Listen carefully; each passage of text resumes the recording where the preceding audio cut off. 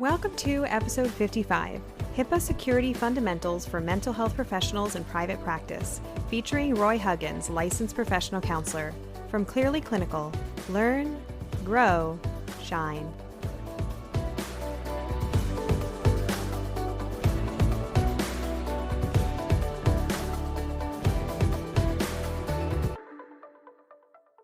Hello, and thank you for listening today.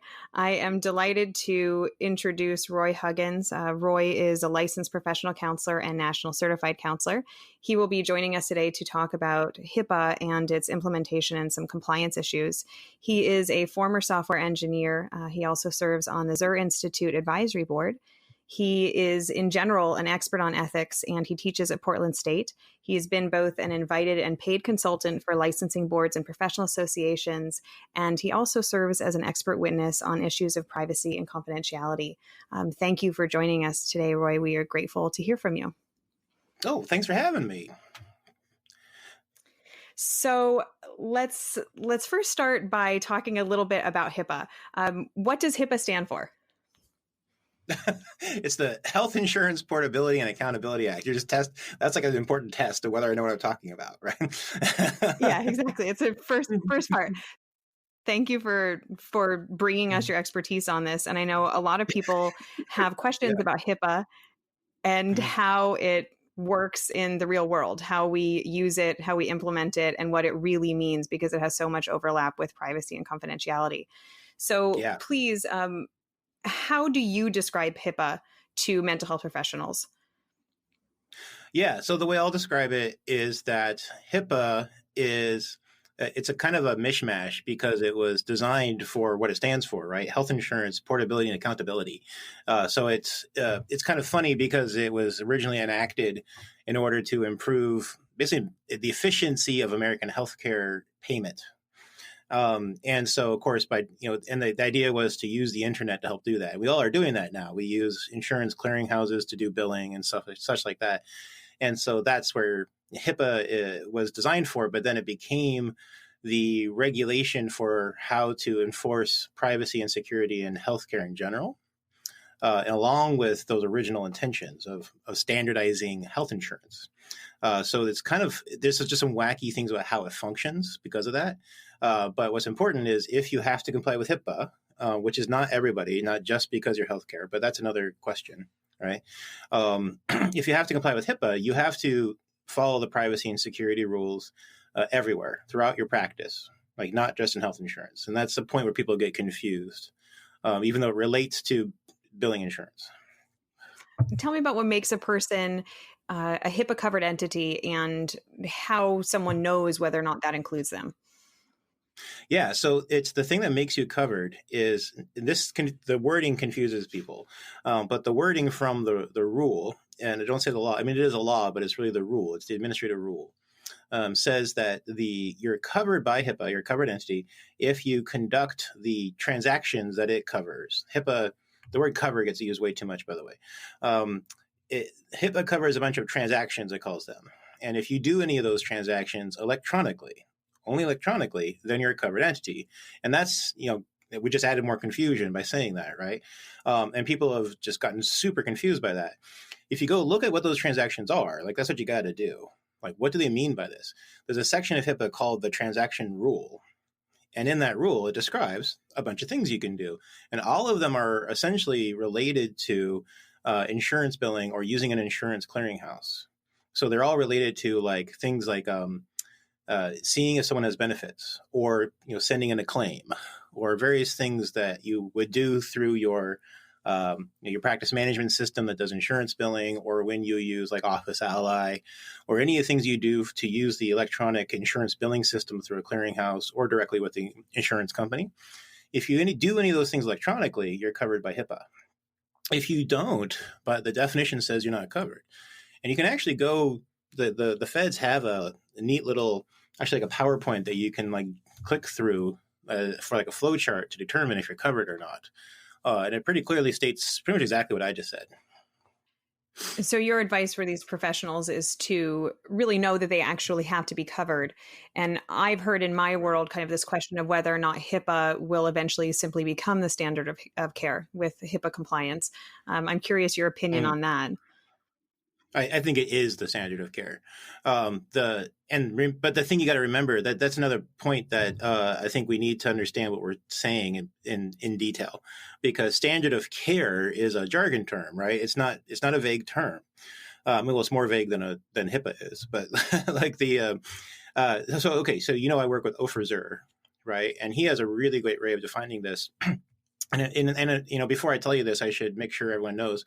Dr. Zur has been like a forensic witness for lots of board cases for decades, right? So he's argued this legal definition of standard of care a bazillion times, right? Just to make sure we know where we're coming from with this.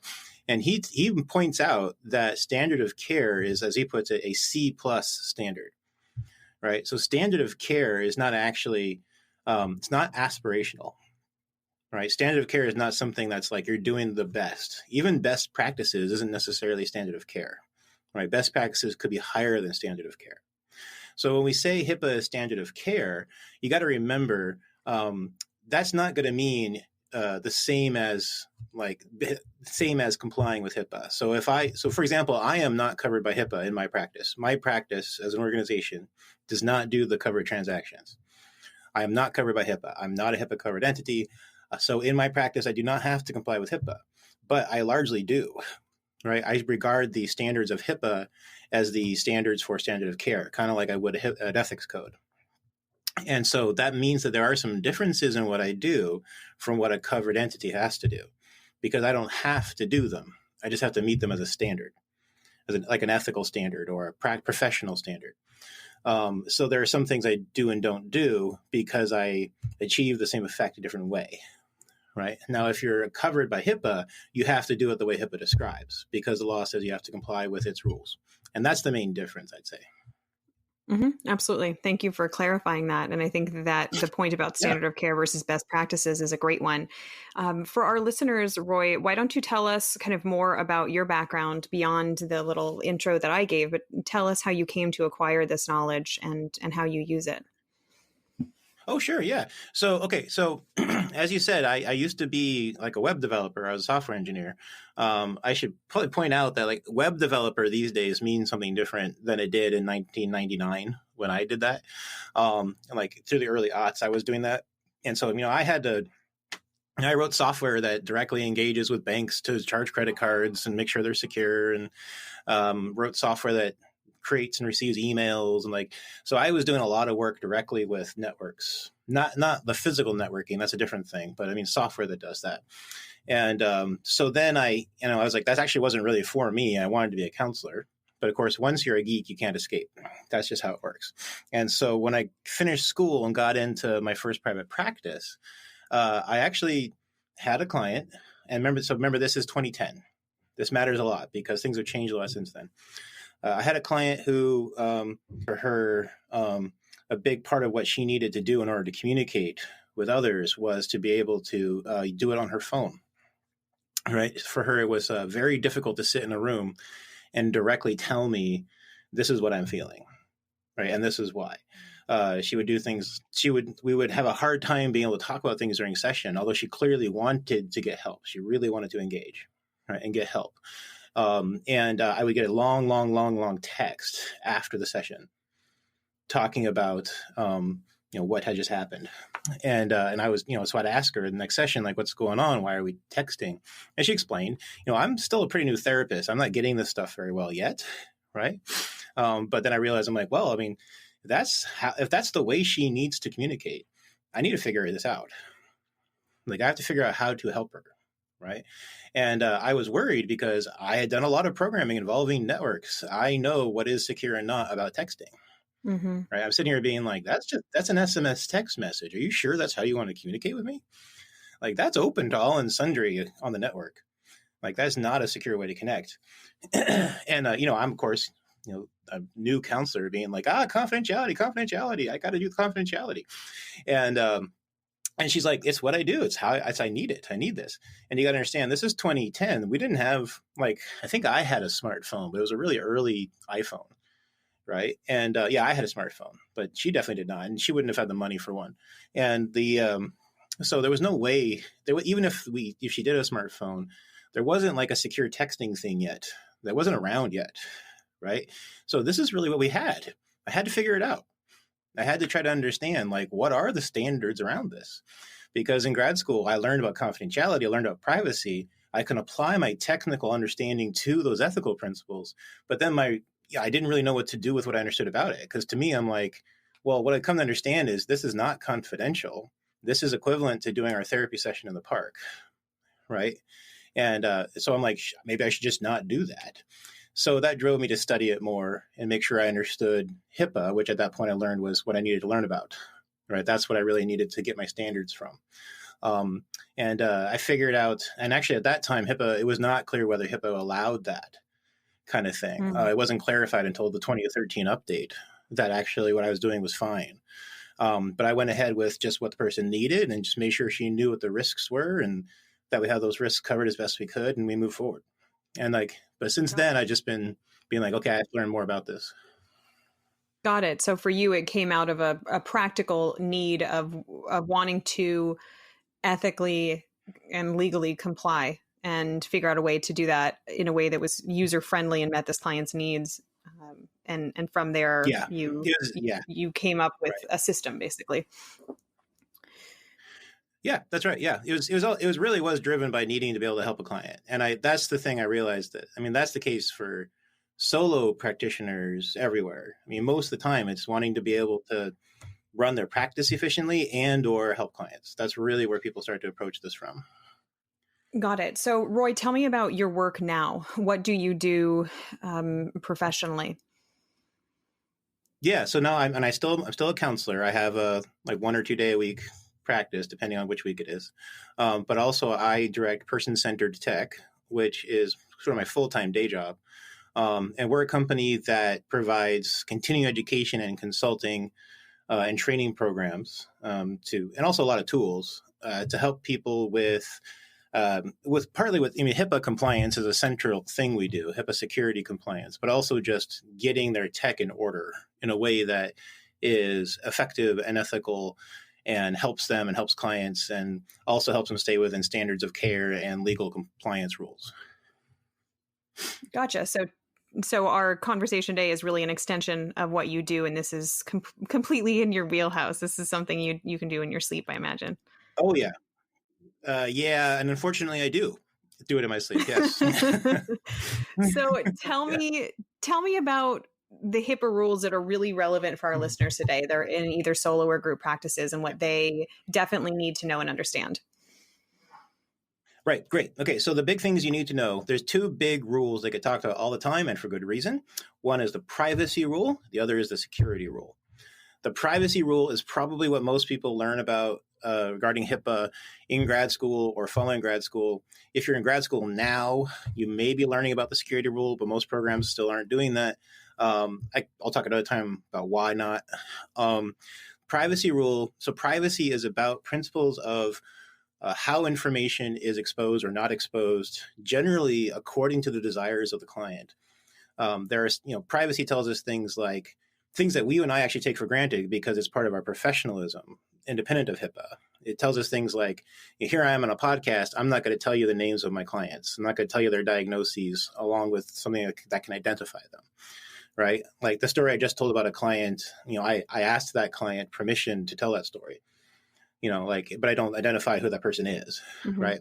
All of that is stuff we learn just ethically, but it's also in the privacy rule. It's in there too. And so back when we weren't using a lot of digital tech in our practices, we didn't pay a lot of attention to the privacy rule because our professional standards were usually tighter anyways.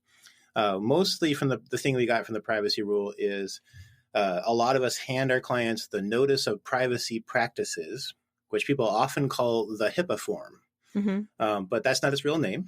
Its real name is the Notice of Privacy Practices, right? The NPP. That's from the privacy rule.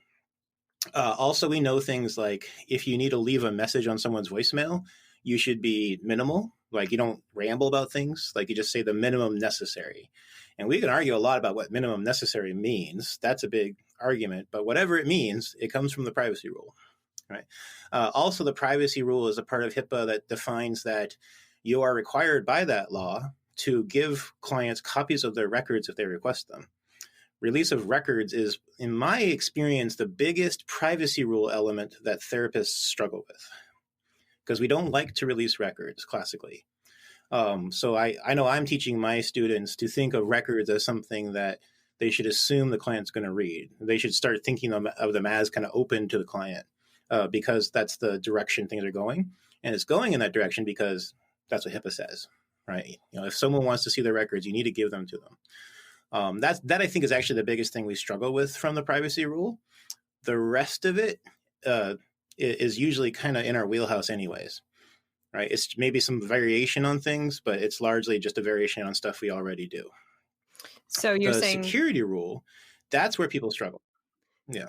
So for you, it's the privacy rule is really working in line with whatever guidelines we're getting from our code of ethics, whether that's for substance counselors or for psychologists. In a lot of aspects, there's a lot of overlap. And it sounds like the security rule is where things really kind of split off from the ethical codes that we might already be complying with. Yeah, or where it expands on is what I should say. Like a security rule expands on that is what I would actually, that's how I'd frame it. Although I do want to comment on something you just said. I know you're just throwing it out there, but I should say it because you said addictions counselors. It's important to note that in a lot of addiction treatment places, like centers or practices, depending on how they're funded, they may also be subject to another law, which is not HIPAA, called 42 CFR Part 2. Yes, indeed. And that one actually has, yeah, you're probably familiar with that. That has extra privacy protections that go beyond what even our ethics do. But that's a different podcast. That is a different right? podcast. And we actually have that podcast that talks about the difference between HIPAA and CFR 42 Part 2. Oh, good. So thank you for bringing that up. And if our check that one out, are guys. curious about that, go check that one out. So tell us about the security rule. Tell us more about that and the other components related to it. I'd love to. Yeah, that's my wheelhouse. That's my big wheelhouse is the security rule because I'm a tech guy, right? So the security rule is the tech part of HIPAA. The security rule defines the standards you have to follow for keeping information secure, right? Like the way it's said, right? But that matters because security is logistics of how you do stuff. Privacy is about what is the policy, what's supposed to be private, how do we manage it, like what are people's rights, what are our responsibilities. Security is how you do that logistically, like what is it you do to uphold whatever those policies are, right? So for example, if I asked you, I'll do the little game with me, Elizabeth. I like to do this little demo. So like, let's pretend I'm calling you directly and I'm going to ask about somebody named Sam Smith, and Sam Smith is not your client. You don't know a Sam Smith. Right. So I call you and I say, hey, I'm Sam Smith's brother. I'm supposed to pick him up from your office today, but I'm not going to be able to. Can you let him know that? His phone's dead and I can't get in touch with him. Like, how do you answer that? So what we're normally trained to say is something to the effect of, thank you for your call. I can neither confirm nor deny whether or not that person is part of my practice. Yes. Exactly. That's the GLOMAR response. The global marine oil rig, whatever. We can neither confirm nor deny the GLOMAR. Yeah, like that's what that is. That's totally what we're trained to do, right? And so we're trained to do that because that is a security policy, right? There are privacy reasons, which is protecting the people who are our clients, or from like a process of elimination way of identifying who our clients are. Also from protecting other people's clients. It also has that effect from those privacy violations, right? The privacy violation would be identifying the client. The security process is not talking about clients, right? It's a behavioral process that we do logistically. And so we actually then come up with little, even more fine, like just concrete things like saying, I can either confirm or deny. Although usually what we say is, sorry, I can't talk about clients or something like that, right? like that's what we actually say. Mine is very formal. Right? But like that's what we're taught in ethics classes is very, very formal. But no, I completely agree with you. I can't it's difficult. I was actually watching a TV show just the other day that's, of course, completely violated all privacy. But so the person said directly, like, I can't talk about that Right. person, because she's my client. I'm like, no. No, you don't say that. Right. Right. Oh God. Yeah, that's not so good. But yeah. I actually in my ethics class, when I teach confidentiality, I get a picture of the global marine and I talk about can't confirm or deny, and I do a whole game out of it because I love it. But I'm a nerd about confidentiality, so I love that part. Of Right. course. So like, but so that's an example of both privacy and security happening together, right? Like, we're thinking about the privacy, meaning this person is not supposed to hear about who my clients are, right? Any identity of any clients. So in order to protect that, I have this technique wherein, or this policy or procedure, wherein I don't talk about them, and I refuse, I stonewall, right, to talk about clients. That's the security, the stonewalling, that policy of stonewalling when someone wants to talk about clients. That's the security piece, right? So and that's a piece we learn all the time. Another security piece we learn in ethics and have for a long time is the double lock standard. You lock the cabinet and put the cabinet in a locked room, right? That's your double lock. That's our oldest security standard, other than, the policies around who we talk about and who we don't talk about. Now HIPAA comes in and says, okay, therapists, you're all using your electronic records and you're emailing and doing all kinds of stuff where there's a lot of security issues that need to be covered. So we're going to cover them.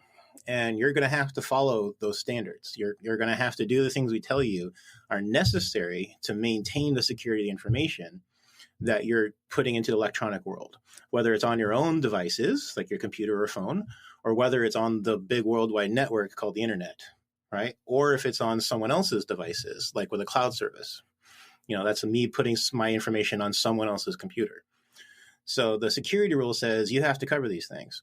And then there are two other rules that are technically separate but are very related, which is the business associate rule, which says if you're going to put that information on someone else's computers, or if you're just going to let another person who's not part of your practice handle client info for you, you have to get these special agreements with them called business associate agreements. And those are the agreements that say that third party that isn't under your control, even though they're not under your control, they are going to live up to your standards, because otherwise it's on you when they have a breach. And by the way, you even letting them handle the information in the first place is a breach, right? If you don't do the business associate agreement, right? Because without that, they're an external party. They're not authorized to get the info. You disclose it to them, et cetera, et cetera. The other one is the breach notification rule, which if you do have a data breach, or you think you might have a data breach, you got to follow the standards of that rule. That's the rule that defines what you got to do in response. Right? And those are the main ones we need to know. Privacy and security, that's our bread and butter. Definitely business associate rule. It's related to both of those rules, but we tend to think of it as associated with the security rule, though it's technically its own rule. And breach notification. Breach notification hopefully doesn't come up for you. I'm knocking wood, right? But the nice thing is, or the thing is, you should know what it is. If you don't know what it is and how it works, it'll be very difficult to prevent it coming up. All right, so you got to know how it works in order to prevent it. And those are our main rules. And now you know everything about HIPAA. Now we're done. Very good points. So we have privacy, security, business associate, and then breach notification. How does a solo practitioner comply with these things? Yeah, it's hard. I'll tell you. So full compliance for a solo practitioner can be hard. I'm going to just go ahead and say that. For a solo practice, I'll talk about like what I talk about, the kind of two levels of HIPAA-ness, right? One is compliance. The other is just not getting in trouble, right? So like the not getting in trouble level, I think has more to do with complying with what I kind of call the kind of external standards of the security rule. And that means like, when you go and choose services you're going to use, because we use a lot of services, right? We use email, we use fax services, we use record keeping services, we use texting services, we use phone services. We can use video conferencing services if we're doing online therapy. A big thing that I've noticed with solo practices is when we're in a solo practice, we don't tend to think of our practice as like a business or organization, right? Because it's one person just practicing. It's It's not so weird that we don't think of it that way. But because we don't think of it that way, we don't think about our systems in a rigorous, structured way. We just start acquiring services without thinking a lot about what they are or how they fit into our practice. By the way, that has a side effect of also making your practice less efficient. Just FYI. But the main effect is that we're not thinking about how all of our services fit into each other. Right? So I've got an email service, I've got a phone service, I've got record keeping, I've got texting, I've got all these different things. Maybe most of them are rolled up into a practice management system. Maybe there are lots of different services. If I'm not looking at them holistically, then I'm going to miss how many places I'm putting client information. Think of it like storing a folder full of client records, right? In someone else's system somewhere, someone else's computers. Maybe it's on my phone service. Maybe they have a bunch of my stuff. Maybe it's my email. They have a bunch of my stuff. I need to have business associate agreements with all of those services. And I need to be using them in a way that ensures that I'm not exposing client information in the process, because part of the problem is that we have is things like someone may follow our advice and go get an email service that does business associate agreements. The most common thing, because we love to talk about it, is G Suite, Google's G Suite. You can get a business associate agreement. It costs, for a solo practice, you really just need the lowest tier of service. It's about $6 a month. And you get like all the Google apps, like almost all of them are covered by your business associate agreement. It's wonderful. And then people go and use the email and they send emails off to clients figuring, oh, it must be secure because I have a business associate agreement. But in fact, it's just an ordinary email. It's still not necessarily a secure email you're sending. And so you have to think about, how am I doing email properly? Like, is it actually appropriate for me to use an unsecure email with this client? It is okay. You have covered one piece where the service you're using to send the email is one that's legal for you to use. You're using G Suite with a business associate agreement. It's legal to do that part. But once the email exits Google's servers and goes out into the internet, it may not be a secure email at all. And so if that's not covered, if you haven't made sure you're covering that piece, then you're violating HIPAA, right? So what I'm getting at there is to say, you want to make sure you're using services, like choosing them and then using them in ways that cover all your HIPAA bases so you don't create violations. I'm going to say that piece again. You're choosing them and using them in ways that ensure that you don't create violations. Now, that also applies to how you secure your personal devices, the ones you're using in your practice, I should say. Like in my case, in my practice, I use my iPhone, my MacBook. I have a flip phone that I use for my actual voice calls. I have a Wi-Fi hotspot. It's a cellular hotspot.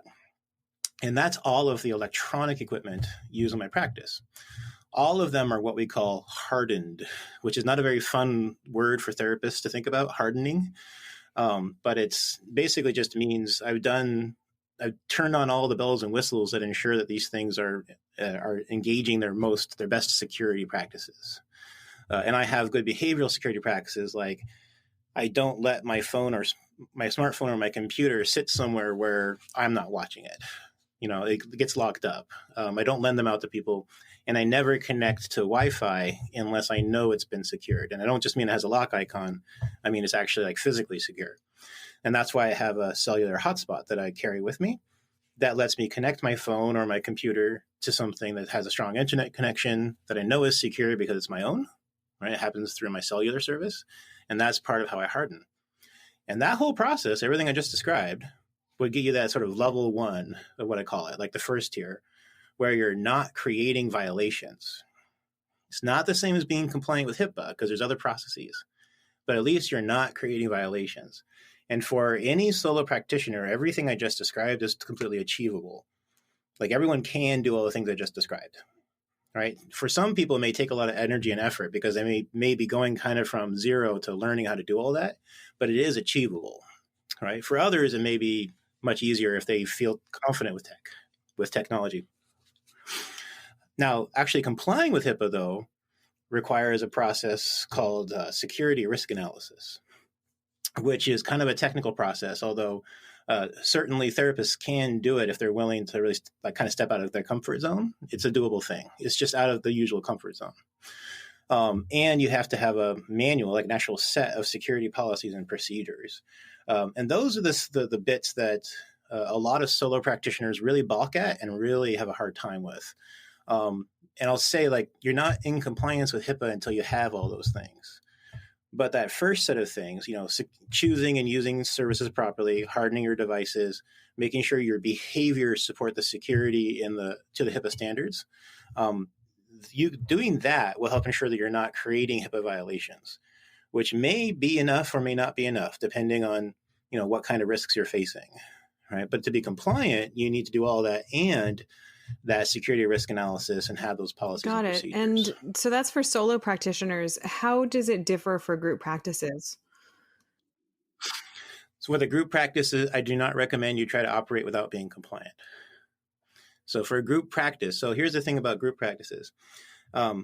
There's a qualitative difference in my experience between a solo practice and a practice that's got two people. Right? You add basically suddenly you're having a system of people. It's kind of like the difference between doing individual therapy and couples therapy, right? It's not like plus one person; it's times two people, right?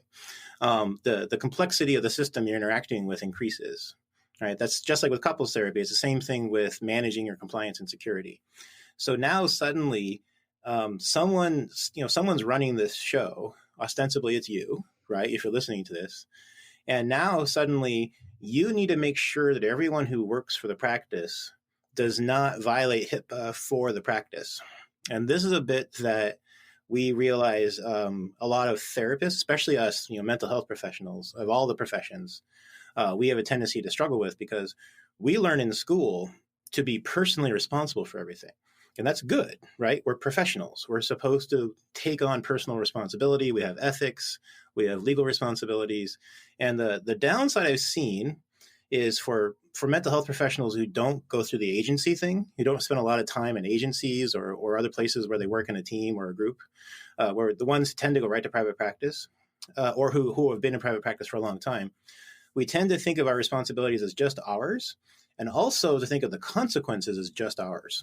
And that's where groups get messed up, because a lot of group leaders will form their group on the assumption that all the clinicians are personally responsible and personally liable. And that's not the case. What happens is everyone who works for a practice, errors they make, or even purposeful things they do, which violate HIPAA, will violate HIPAA for the practice, not for them individually. Right? So the practice, the organization has to comply with HIPAA. And so as soon as you have to rely on other people not to mess with it, now we're in a greater complexity, right? You need to do all the things I just described. All the stuff for the solo practice, that's all the standards of HIPAA. You need to do all the same things, choose and use the services properly, harden your devices, do a risk analysis, have policies and procedures. But now imagine that all of these things apply to everybody, not just you. So in other words, if somebody messes up, it's not just themselves, not just their own neck on the line. In my solo practice, if I mess up, it's just my neck on the line. I'm taking risks for myself when it comes to liability. In group, it's multiple people. And that's why the policies and procedures become super important in a group practice, right? In a solo practice, they're important because they're required for compliance, but you can still make sure you're doing things properly, your behaviors are proper without them, as long as you can keep in your head all the things you need to do. It does make sense. Does And that if make there sense, is a Elizabeth? breach on a group level, so someone in a group practice does something that is a breach of HIPAA, how does that impact the entire group, all of those folks that are working at that group? Mm-hmm. Well, their workplace is impacted, right? The practice becomes liable. Now if the individual commits a violation that's egregious, the individual could potentially have individual penalties, but that's really rare. Like what it is the group has penalties. Like the group has to deal with an investigation. The group has to pay any fines. The group has to do remediations. And so the thing is, if you're a clinician, like a rank and file clinician, right? You're not a supervisor. You're not the owner of the group. It may not actually directly impact you unless you Which care hopefully about we the do. group you work at, right? And if you care about his health, then it impacts you. Yeah, exactly, right. If you don't, it doesn't necessarily impact you. And so that's actually a big thing when we work with groups and group leaders, is that's why we talked a lot about culture with them, because the like having a security risk management program is an important thing to do, not just like taking some policies and saying, hey, here are our policies, we don't actually follow them. That's actually really dangerous to do. Like if you're going to do security, you got to make it a culture. You got to make sure people are on board with it, or at least understand the culture that you're working with, and make sure that your risk management program responds to it in a culturally competent manner, right? One that actually, if you got people who are just going to be really selfish and really just don't care, then your culture needs to make it clear what the sanctions are. What's the discipline that's going to occur if someone violates policies. If the culture is much more cooperative and people are earnestly cooperative with each other, which is the case in a lot of group practices, you want to make sure everyone knows that there is a schedule of discipline, but we're more focused on let's all do this together, let's all learn together, and that works great with our people in a lot of group practices. But in some others, you need to respond to it differently. So the culture is for really you, important. it's kind of building it from the bottom up instead of just implementing these procedures, or not even implementing them, coming up with policies and procedures, filing it away, and then hoping for the best. It has to be an implemented part of the day-to-day practices to make sure that you're continually staying in compliance. Yes. So the thing with bottom up or top down is it's really, I'd say you want to do both, right?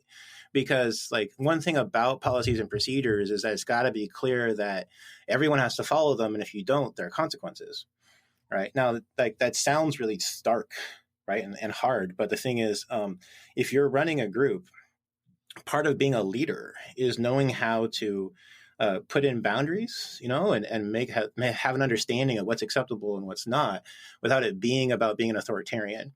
Like in our business, we don't like to be authoritarian, and I don't blame us, right? Authoritarianism sucks, right? But the thing about being a leader who has to tell people when we have to discipline you because you violated something, that's part of being a leader, is being able to do that in a way that's still loving but still does the discipline, because the system, the group needs it. I tend to come from a family systems perspective a lot.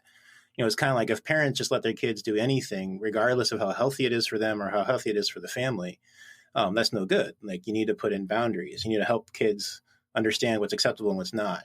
And if there needs to be consequences in order for that to work, to get out, there are consequences. We don't use corporal punishment. We don't get nasty. We don't yell. We don't spank, right? Because that's not helpful, right? But we do make sure there's boundaries and there is discipline. If you're going to run a group effectively, and I don't just mean that's in a way that's HIPAA compliant. I mean also in a way that just makes sure it can actually function. Right, you need to be able to do that. Or if you can't do that, which not everyone can, you bring in people who help you do that. That's a nice thing about running a business is, if there's some skill you're missing, you can hire someone, right? And I've definitely known group leaders who've done that. They've done a great job of bringing in people who can help them with the leadership tasks, and so they run really well. But that's the thing about HIPAA compliance in a group, right? You got to have that. You got to take on those leadership roles. You got to turn towards some of those kind of harder responsibilities, and you got to develop the culture. But if you do so, it's completely worthwhile. So talk about that. Tell me about what happens when clinicians, either on the private practice level or on the group level, implement these procedures in the way that you're recommending. What can they expect to experience? Oh, sure. Okay. So on a solo level, if you actually implement all the procedures that you would need to for HIPAA compliance, the things you'll experience is one, you find that you can't really let up on your behaviors, right, or your expectations. Like that you have to leave things in place, you have to safeguard them, but that's usually not the biggest for a solo person. That's usually not that big of an issue. For a group practice, that can be an issue because there may need to be leadership. Like leadership may need to spend energy on ensuring that people aren't slipping or drifting, to use that term. I don't know, you're an ethics person, you might be familiar with that concept of like someone learns what the standards are and they're good about it. They're into it, but then over time they're just then we just let them go and they start drifting away from the standards core, start doing things their own way in ways that violate standards. And we don't know they're doing that because we're not watching. Right. So leaders in group practices, you'll find you need to do some of that. And it's not because someone's being bad. It's really important to understand. This has nothing to do with saying someone's being bad or good. It's actually just normal human behavior, especially for professionals, because we're independently operating professionals. Right. That's how we go. That's how we operate. So if you're not watching and helping us stay together and helping us avoid drift, then people will do that. And that means things like making sure people come together and do training together or do security reminders together, which is one of those things you'll end up doing. About every week or so, you give people some little reminder about something about the security program. Maybe just a couple, like a few minutes at a meeting, or like a 1-paragraph email that reminds people, hey, if you get emails that look suspicious, don't click any links in them. That's a security reminder for avoiding phishing attacks. You need to do things like that. Also, on the administrative side, in a group practice especially, there's some annoying tasks you end up having to do, like occasionally checking into, and by occasionally I mean like weekly or monthly, looking into like your practice management system or your email system and looking at the logs to see who has accessed them, just to see if there's anything suspicious happening. Like, Elizabeth was away for a week, but someone was logging into her account. Uh-oh, we better ask Elizabeth if that was her, because it may have been that she's been hacked. One of the standards does require you to do things like that. That's probably one of the more annoying things that you have to do. But most of what you have to do is just things like making sure everyone stays together with the standards, the leadership tasks. You need to do security reminders. You need to do backups. Got it. You need to do and backups, what are some real hands-on tips or techniques that professionals can use to secure their electronic devices? Just things that they need to be keeping in mind that you might see oversights with.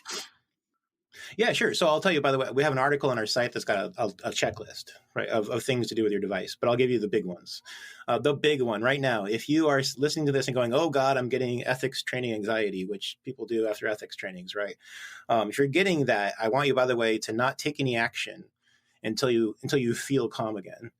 But here's one thing you may do before you feel calm again, and that is to encrypt your computer. All right, so your smartphone may not need it. If you have an iPhone, it already encrypts. You just need to set a strong password, and that's a whole other thing. That's for another time. For your computer, like your laptop or desktop computer, you want to activate its full disk encryption, and the reason for that is, one, it's easy, and it doesn't get in the way. It doesn't interrupt it doesn't change anything about how you use your computer. Like everything works exactly the way it did before. It's just now it's encrypting, right? That's one reason why you should go ahead and do that. The other reason is that it's like the ultimate insurance against any type of liability if that computer got lost or stolen. Because if the computer is running full disk encryption, it will qualify for HIPAA's safe harbor from breach notification. And what that means is, like if I'm actually talking to you with my laptop. It's the same laptop I use in my practice. So it has client information on it. It's got protected health information on it, right? So it's full disk encrypted. So as long as it's not stolen while I'm logged in and the screen is open, because if that happens, people can just get in and use anything they want. It doesn't matter, it's encrypted.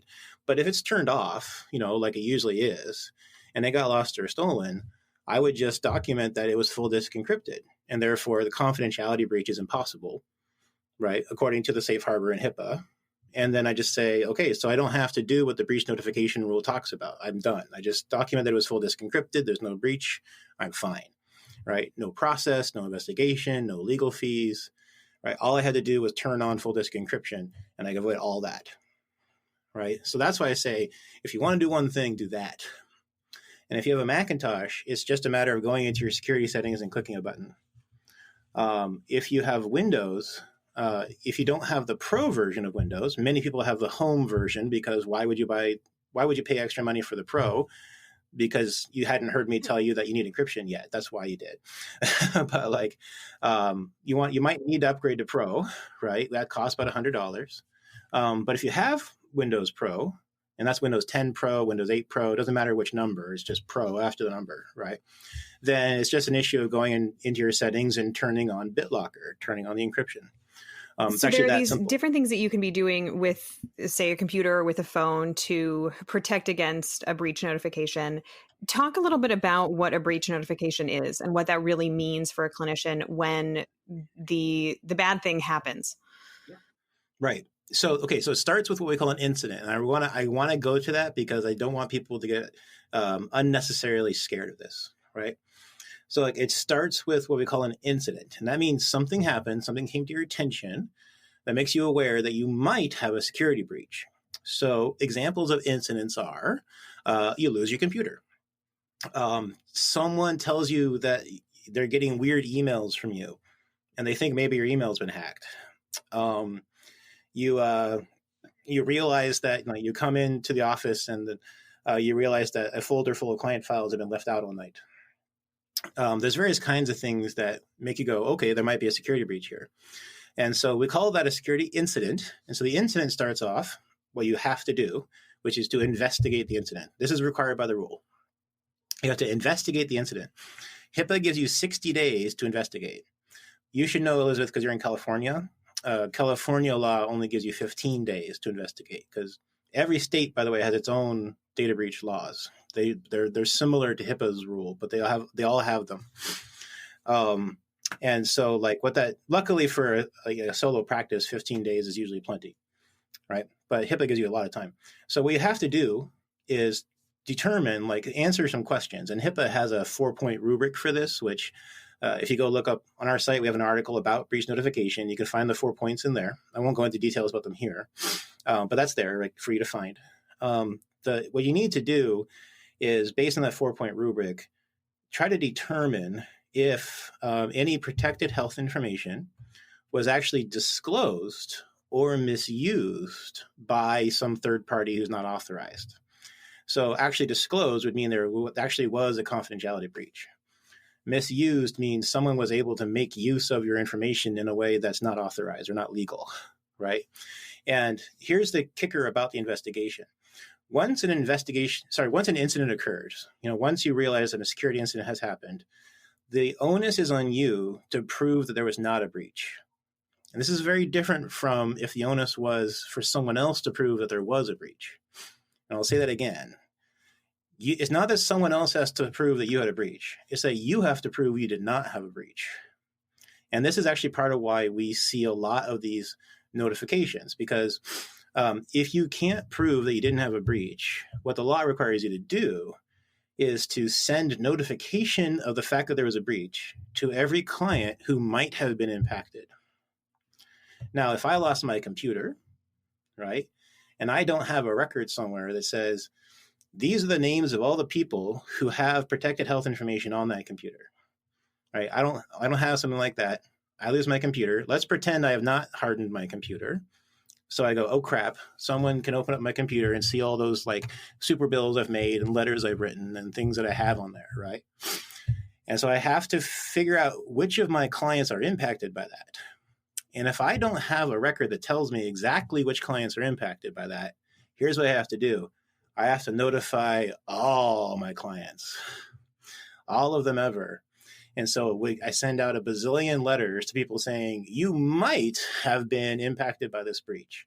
And I don't know, Elizabeth, if you've ever gotten a letter from a hospital or a credit agency or anything else saying, you might have been impacted by a breach. Yeah, I've gotten 5 of them, right? So apparently every thief in the world has my social security number, I guess, right?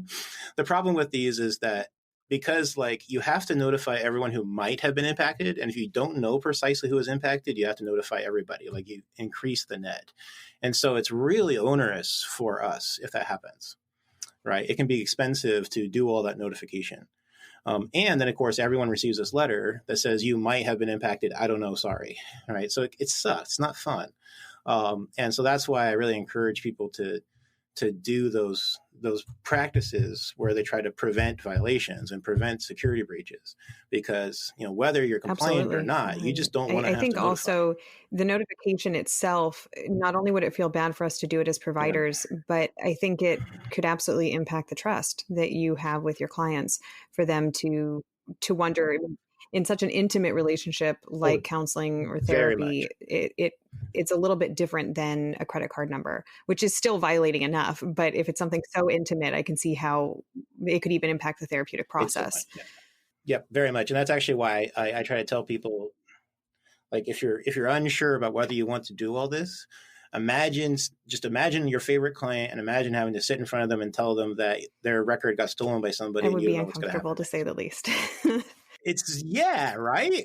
So yeah, do this for them. Even we all have different things that mobilize this, and most clinicians are very maladaptively mobilized by the way HIPAA enforces stuff because it's So punishment oriented, or it feels we punishment we oriented. don't like it. You're right. Words like harden when we And we want to don't like talk that. about things that are soft and vulnerable.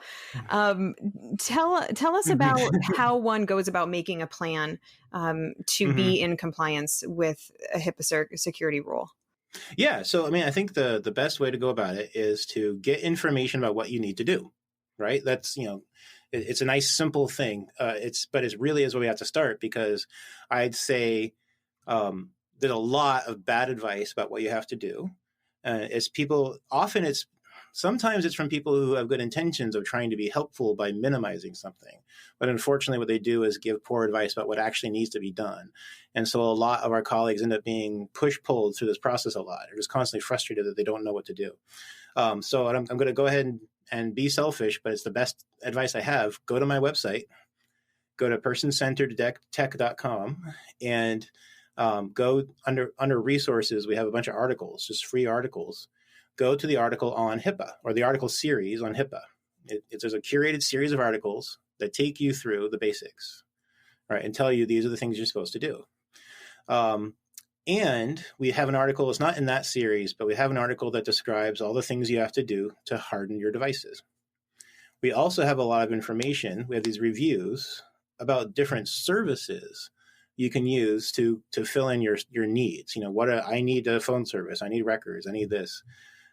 We have a bunch of reviews that tell you which services out there are going to meet your HIPAA needs and your risk management needs. And so you can pick services there. That is a DIY way to figure out what you need to do and then get it done. We also have membership services wherein we So it supply sounds like the more first direct step services is to help you get those things. evaluate really what you need to be doing in order to be in compliance, identify those oversights, do a lot of research about what actually needs to be implemented, and then start kind of going down the list to make sure that you're implementing that in a way that is sound, that is compliant, and doesn't kind of unnecessarily spin your wheels. What are Exactly. And your that last bit's tips important. for Yeah, I'm making this glad you said that. transition into a Yeah. HIPAA compliant practice as smooth as possible? First tip, really importantly, is work on it when you're not feeling anxious about it. And like, there's no visuals, I can't show this, but most of us know the Yerkes-Dodson law, which I love teaching about because it's just like it's not even a bell curve. It's just an arc on a graph. And it's like this complicated law. No, but like, it's just an arc on a graph, but it's like a graph of like your anxiety versus your performance level. It's just like we do in therapy. Like we want people to be in that sweet spot in the middle where you're adaptively mobilized by your anxiety, but you're not flooded by it. And my experience is that people get flooded real fast when they start working with this. And so you need to work on it when you're not flooded. If you're feeling driven and pushed and pressured by it, I know that pressure is telling you do it now and you want to do it and you want to give into that pressure and you want to tell that part of you that it's going to be okay. I'm going to do it now. That is a terrible time to do anything, right? Don't do anything in that moment. Like, don't do anything right after listening to this podcast. Don't do it, right? Unless it's to encrypt your computer, I'll let you do that, right? Or to call us, right, to get help. If that's what you want to do, call us to get help, and we'll wait until you're ready for that. And the reason why is because you want to do this holistically. You want to make sure that the action you take is actually meeting your need, and that's why I was happy you said you want to make sure you're making processes that are compliant but don't spin your wheels. If it spins your wheels, you're going to make things worse. And a lot of the time you end up being less secure, right? If you're actually doing things reactively. If you do it proactively, intentionally, you just figure out this is what I need and here's a solution that's going to fit my needs and is compliant, then you're going to do great. You're going to have a very easy time hanging on to compliance. You're going to enjoy your practice. You're not going to find it to be a big pain to be compliant and secure. And it might take extra time. It might mean you're going to be in a sort of non-secure state for an extra month, 2 months, 6 months. It's better to do that and get it done right than to rush into it. Because if you rush into it, you're probably going to make your security and So compliance you're talking picture about worse. I've seen it a people million acting times. from a state of anxiety, which absolutely, being a law and ethics trainer, I see exactly the same thing, that I say something and then people get really freaked out. And understandably, because we want to do things right and it's really important. But you're Yeah. saying the importance of making sure you have a plan in place and Yep. then Yep. really doing it in a way that's metered and logical Mhm. to make sure you're meeting the need. What are some other pieces of advice that you have Yeah. that can help people implement this? So I'm trying to think like, boots on the ground. We're talking about making sure that you are, yeah, setting up your Yeah. computer correctly, or that you have the right Place it where passwords it's on on your too. phone. What Yeah, are yeah, other yeah. kind of practical tips Mhm. that you see people might forget, or that you think can be done easily, that people can get started and consider these components? So the thing I know part of what you're asking me for is like actual checklist items, and the reason I'm not just giving them is because there's so many of them. Like there's a big list, so I'm just going to tell you about like where to get the checklists. Like but I'll tell you that, and then some of my actual items, right? So like so for that basic level, for talking for solo people in solo practice, if you want to do that, if you want to start getting started on that thing where you're not violating HIPAA, not necessarily where you're complying, but just where you're not violating, which can actually get you really far, right? On my site, you need to go search for them, but there's one article that describes how to harden your devices. There's another article that describes all the features your practice needs technology for. Like it lists all the things you need to cover, right? So it lists like, make sure you got something for records, make sure you got something that handles client desire for texting, something that handles email, something that handles fax, something that handles phone service. Like it's got a checklist of that, right? And then look at that and go, okay, how am I covering these things now? And how am I not covering these things now? And then make a plan from there. So I'll give you some specific tips for like, what are the things to cover that are probably most vital, right? So the things that are most vital is you want to encrypt everything, all your devices. Like you want to get your devices encrypting, like I described earlier. Like that's really, really important.